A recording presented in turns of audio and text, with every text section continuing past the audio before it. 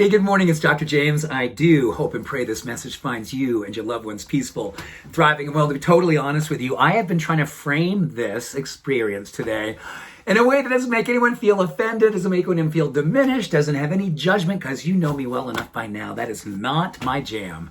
But my jam is movement. In fact, I have a saying with myself, and many of my patients have heard this over the last nearly 30 years. How often should you exercise? Well, you know what? Exercise only on the days that you plan on eating. So it's like people go, wow, rats. And you know what's so beautiful? This time of the year, there are so many people, I mean, literally millions and millions of people who are going, this is my year for movement. This is my year to sweat my prayers. This is my year to understand when I move my body, I'm moving my mind. And when I move my mind, I move my world.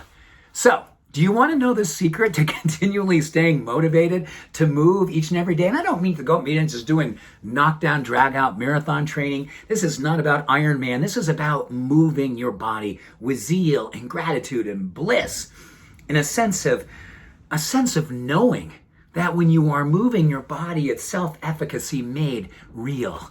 Self-efficacy is simply following through on your good intentions, because we all know how good we feel when we move. And the secret to staying motivated and staying awakened to the idea that you want to move every single day is very interesting, because a lot of people this time of the year, many of us, my goodness, we go, okay, this is my year to move because I want to lose weight. Well, guess what? One of the most powerful ways to never move in your life is to equate it with losing weight. In fact, studies show if we connect exercise or movement or sweating our prayers and go, it's to lose weight, we typically see motivation go, it's gone.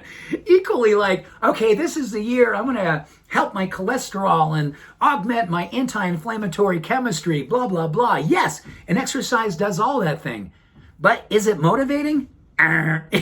This is me kind of saying, this is motivation going down. So you're saying, okay, it's not about losing weight to be motivated, even though it helps us to burn calories. It's not about heart health and energy and even cognition, even though all those things are benefited with exercise. The number one way that all of us stay motivated to move is simply that we feel better when we do it. There is a neurochemistry of possibility.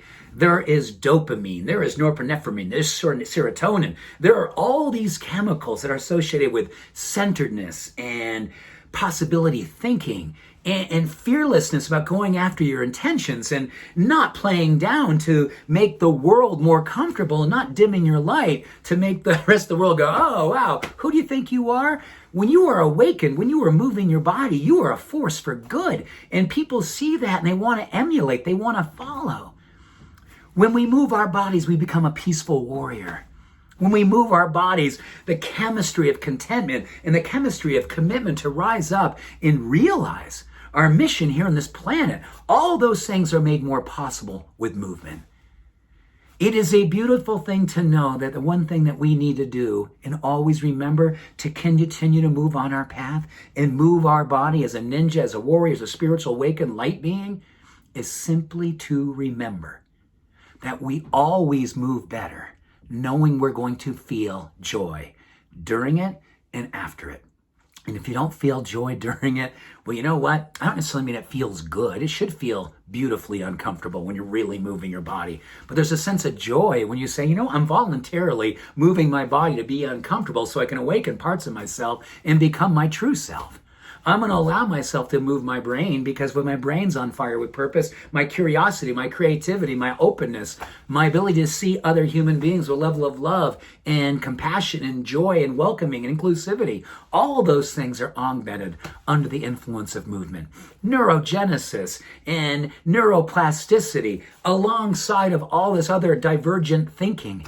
So if there's one thing that you want to have this year, and that is to think differently, to see things from a higher perspective, to be more love when you open your eyes, then open up your cardiovascular system, your cognition through the level of movement, and you are going to have divergent thinking. You will see yourself, you will see the planet, you will see everything with a level of love and a level of hope and a level of courage and a level of open compassion to be the change that we all want to see in the world. So we want to see you using your body as a vehicle and a demonstration for a beautiful policy.